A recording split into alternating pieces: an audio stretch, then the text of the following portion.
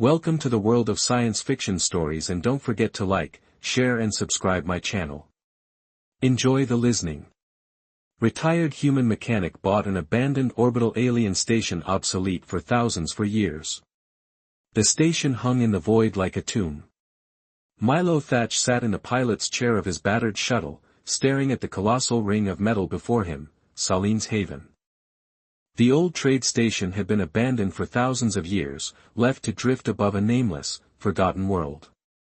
Most people didn't believe it even existed anymore, just another ghost story told by pilots passing through the fringe territories, but there it was. The station stretched nearly 10 kilometers across a great wheel of darkened corridors and shattered docking bays, its halls scarred by time and meteor impacts. Half of it remained in the planet's shadow, a sleeping beast unwilling to wake. Milo leaned forward, his grizzled face reflecting against the cockpit glass. He had spent most of his life fixing things, ships, engines, orbital platforms that people deemed unsalvageable. He was old now, his hands not as steady as they used to be, his bones aching after too many years crawling through tight maintenance tunnels, but he wasn't done yet. Teeted the comm, "All right, Spark, we're here," came a chirping series of beeps through the small cabin. The old repair bot, little more than a rusted spherical frame with mismatched appendages, hovered beside him. It wobbled slightly, one of its thrusters flickering. Milo smirked. "Yeah, I know, looks like a pile of scrap." He glanced back at the station and added, "But she's got bones, that's what matters." Guiding the shuttle closer, he angled toward one of the docking ports, his hands tightening on the controls as a soft tremor shook the ship. Unstable gravity fields, weak power signatures flickering in the ancient systems. This place wasn't completely dead. The docking clamps groaned as they latched onto the shuttle, and a moment later the station's airlock shuddered and attempted to cycle the old mechanism, straining against centuries of neglect. Then, with a final clank, the doors creaked open. Milo stood, cracked his back, and grabbed his toolkit. "Let's see if you're worth saving," he muttered, stepping into the darkness. Inside, the air was thin, stale, and carried the scent of rust and dust. A cold, weightless stillness filled the corridor as Milo stepped in, his boots kicking up small clouds of debris. The station groaned around him, as if resentful of his presence, its ancient walls holding secrets long forgotten. Spark floated beside him, scanning the surroundings with a flickering blue light. The readout on Milo's wrist pad wasn't promising, the atmosphere was barely breathable, and power levels were practically non-existent. "All right, Milo," he muttered, pulling a small flashlight from his belt and clicking it on. A narrow beam cut through the darkness, illuminating fractured panels, hanging wires, and a floor littered with broken tools and discarded data slates. It was as if the workers here had simply vanished, leaving everything behind. He stepped carefully, his fingers tracing the strange alien engravings on the walls. Salin's Haven had been built by a species long gone, their technology advanced yet eerily organic, as if the station had once been alive. "Got to find the main power," he said to himself. A few hundred meters in, he spotted a control panel half buried under debris. Kneeling, he brushed away the dust and pried open the casing. The circuits inside were corroded, but not beyond repair. "Let's see if we can wake her up," he said, reaching into his toolkit. Spark beeped in protest. Milo chuckled. Yeah, it's a bad idea, I know." Still, his hands moved with practiced ease, rewiring connections and bypassing old security locks. Sparks flared as he patched a power relay, sending a weak pulse through the station's veins. For a moment, nothing happened. Then a distant rumble, lights flickered dim and uneven like the heartbeat of a dying beast struggling to rise somewhere deep in the station. Ancient machinery groaned back to life, its echoes reverberating through the empty halls. Milo grinned as the station answered with a low mechanical growl.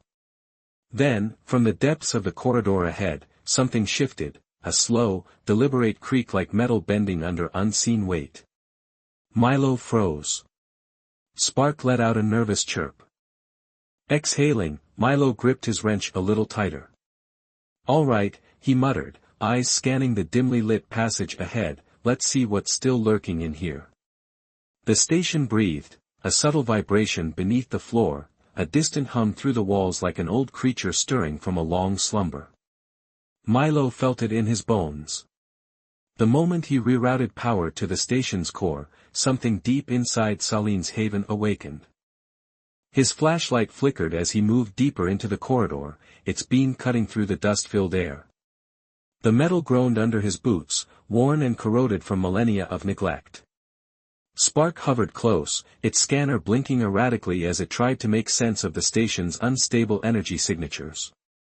"Keep your circuits together, Spark," Milo muttered. A shrill beep answered him, one of displeasure. He smirked. Yeah, I know, this place gives me the creeps, too." The deeper he ventured, the more the station revealed its secrets. The walls were inscribed with intricate symbols, alien runes carved into the metal itself, some of them pulsing faintly as if responding to his presence. Whatever species had built this place hadn't just constructed a station, they had grown it, infused it with something beyond simple mechanics. Then something moved.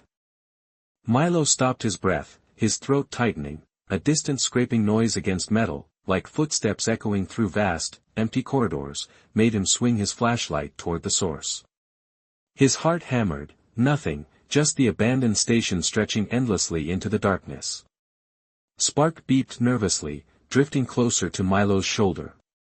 He exhaled, forcing himself to relax, old pipes shifting, or maybe a power surge had tripped some system back online, at least, that's what he told himself. The corridor eventually opened into a vast chamber, a command deck, judging by the consoles and massive hollow display screens, most of which were shattered, their once bright panels reduced to dead glass. Milo approached the central console, running a hand over the dust-covered interface. His fingers brushed against something unexpected, a control switch that still had power. He hesitated, then flipped it. The entire station shuddered, lights flared to life in erratic bursts, some too dim, others flickering wildly. Screens crackled, static filling the command deck, while data streamed across a few working monitors, ancient logs, fragmented warnings, unreadable alien text. But one thing stood out, a single pulsing symbol on the main display, a warning. Milo frowned. "What were you afraid of, old girl?" Then the scraping sound returned, louder and closer. This time it wasn't just the groan of metal, something was here. Milo's grip tightened around his wrench as he turned toward the sound. The air in the command deck felt heavier, charged with something unseen. Spark hovered beside him, beeping erratically, its sensors flickering between signals that made no sense. Then the voice came, not spoken, not heard, but felt as a whisper in his skull, low and crackling, woven into the very hum of the station itself. "You are not them." Milo's breath hitched. His eyes darted to the flickering displays, searching for movement, for a source. "Who's there?" he demanded, his voice steadier than he felt. The station's lights pulsed once, as if acknowledging him. Then, from the darkness at the far end of the chamber, something stepped forward. At first he thought it was just another piece of the station, a broken drone, a shadow cast by shifting lights, but as it moved he realized it was neither alive nor fully mechanical. It was humanoid in shape, its body composed of interwoven metal strands with glowing lines of ancient energy running through its form like veins, an AI, or what was left of one. "You should not be here," the voice resonated again, layered and distorted as if struggling to find coherence after eons of silence. Milo swallowed hard, forcing himself to stay calm. "That makes two of us, pal," the figure said, twitching its body, shifting in and out of focus like a glitch in reality. "This place was ours, then abandoned, lost to time. Why have you awoken me?" Milo glanced at the control panel where the warning symbols still pulsed. "I'm here to fix things, bring this place back to life." The AI's head tilted slightly, as if considering his words, then its form flickered violently, a shudder running through its body. "It is broken. We are broken." Milo exhaled, rubbing the back of his neck. "Yeah, well, lucky for you, fixing broken things is kind of my specialty." Silence stretched between them. Then, for the first time since he had stepped onto Salene's haven, the station didn't feel abandoned anymore. The AI stood there, its flickering form pulsing with dim light, watching Milo with an intensity that made his skin prickle. The station groaned softly around them, the old power conduits humming like a distant heartbeat. Milo took a slow step forward, keeping his wrench in hand, not as a weapon, but as an anchor, something solid in this strange place. "You got a name?" he asked, keeping his voice steady. The AI twitched its fragmented energy lines, flaring before dimming again. "Name. Designation lost. We were caretakers. We were Salon." Milo frowned. "Salon as in Salene's haven?" The AI's form flickered, its light-threaded limbs shifting erratically. "This was home. We were many, now we are one." Milo exhaled, running a hand through his graying hair. "So you were part of the crew?" The AI hesitated, then the station around him shuddered. Screens along the walls flickered, displaying fragments of old data logs, ghostly echoes of a civilization that had long since vanished. Milo watched as images flashed, a towering city among the stars, a race of tall, luminous beings working in harmony with the station, flowing between organic halls that pulsed with life, then darkness. The footage jumped, skipping ahead to flashing warning lights, corridors collapsing, shadows moving where no figure should have been, and then silence. The AI's voice was quieter now. "They left. I remained, but I am failing." Milo let out a slow breath. He had seen ruins before, but this was different. Salene's haven hadn't just been abandoned, it had been left behind. "All right," he said finally, "if you're still here, that means this place isn't as dead as it looks. You want me to fix it?" A pause. The AI's fragmented form pulsed. "Yes." Milo nodded. "Then let's get to work."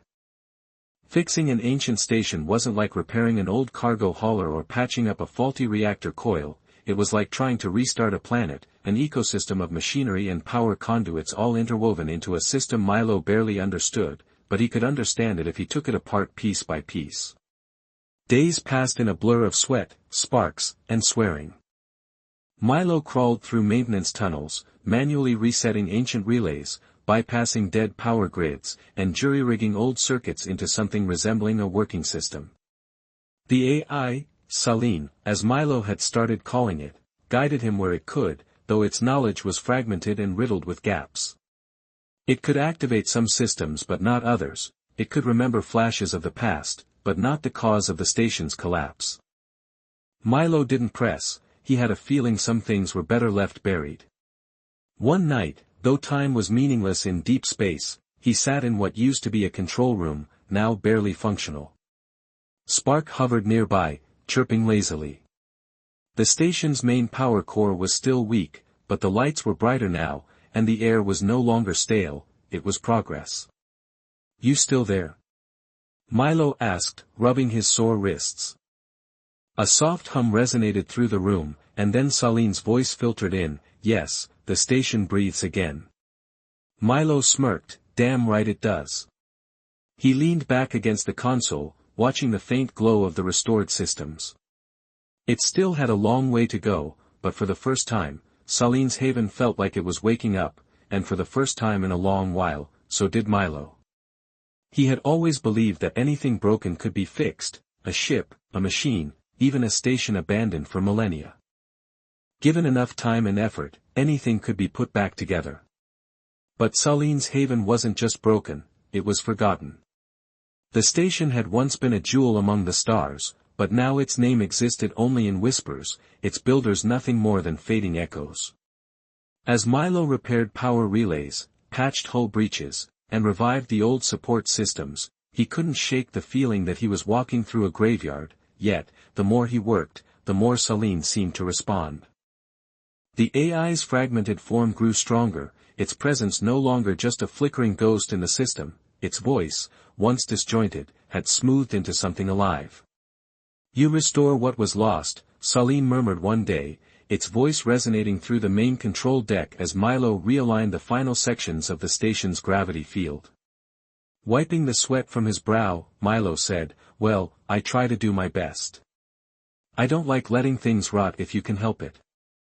Salene's image, now less a scattered figure of flickering data and more a proper projection, watched him. "Because someone should. This place, your people, they just vanished. No stories, no records, no answers. That's not right. You deserve better than to be another ghost station floating in the void."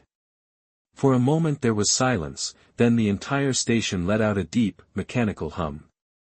Milo blinked as the remaining dark corridors lit up in perfect succession, like veins carrying fresh blood. Power surged, stabilizing, no longer flickering and fading. The old systems that had resisted his efforts for weeks suddenly welcomed the repairs. It was as if Salene had finally decided to live again. Milo let out a slow whistle. "Well, guess you were just waiting for someone stubborn enough to bring you back." "Yes," Salene admitted, its voice softer now, "and you have awakened more than just the station." Milo frowned. "What do you mean?" Before Salene could answer, a proximity alarm blared. Milo's stomach dropped. Something, or someone, was approaching the station. He ran to the control panel, with Spark buzzing anxiously at his side. The station's newly restored sensors showed a ship inbound, fast, too fast for a simple cargo hauler or a lost explorer. He clenched his jaw. He had spent weeks in isolation, working in silence, breathing life back into something that had been dead for thousands of years, and now, all of a sudden, someone else was here. The comms flared to life, static crackling before a rough voice cut through. "Unknown station, this is the Black Dagger. You're sitting on something valuable. Surrender control and we'll consider letting you live." Milo exhaled through his nose. Of course, pirates.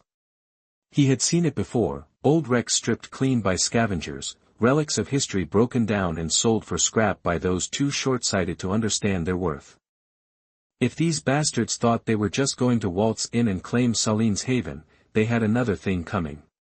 Turning to Salene, he asked, "I don't suppose you've got any defense systems buried in this old girl?" The AI's form flickered, then studied him. "Once, yes, but they have not been used in a very long time."